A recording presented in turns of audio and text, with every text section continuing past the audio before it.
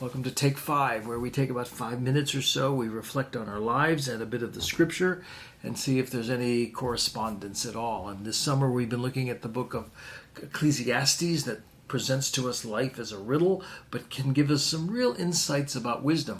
And today the insight of wisdom, we're going to be in Ecclesiastes 3, have to do with the issue of time. We're preoccupied with time, right? I mean, this is take 5, and I tell you, we're going to take 5 minutes. And I know sometimes I cheat, and I get yelled at a lot for going more than 5. But thank you for your grace anyway. But we are all about time. We talk about it. We go to class reunions. We say, where did the time go? We coach it. We say, take your time, or just give it a little bit of time. We even sing about it in Casablanca, as time goes by, or Pink Floyd has a famous song about time.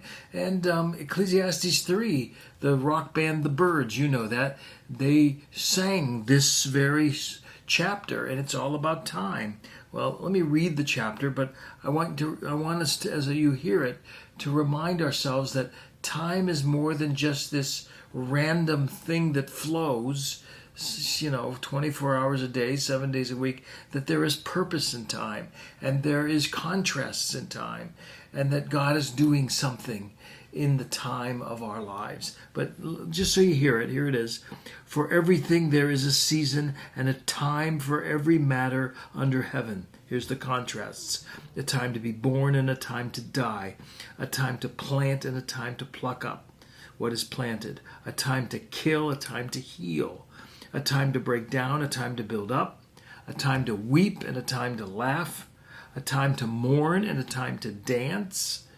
A time to cast away stones, a time to gather the stones together. There's some interesting interpretations of that verse. Take some time and look that up if you like. A time to embrace and a time to refrain from embracing. A time to seek and a time to lose. A time to keep and a time to cast away. A time to tear and a time to sow. A time to keep silent and a time to speak. A time for love and a time for hate.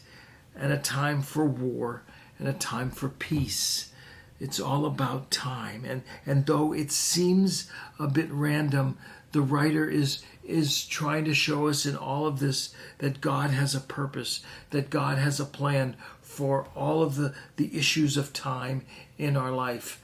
It's not random, even though at times it may seem random. And so he says this, in verse 11, he says, God has made everything beautiful in its time. And so even some of those sadder things, a time to lose, a time to weep,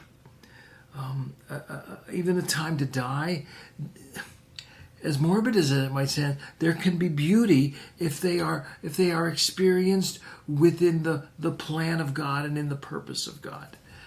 Even God can make even the most negative of things of our time very beautiful because of his purpose.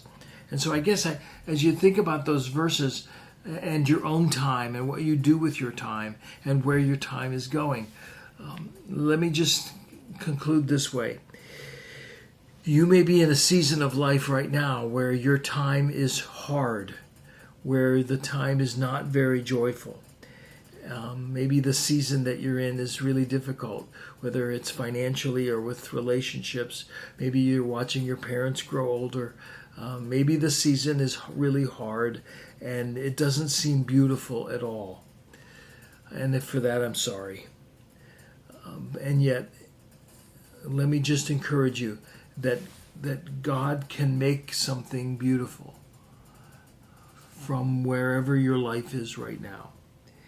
God has made everything beautiful in its time. If you trust him with your time, with your life, with the shattered pieces of your life, God can certainly make things beautiful even in your life if you'll only trust him.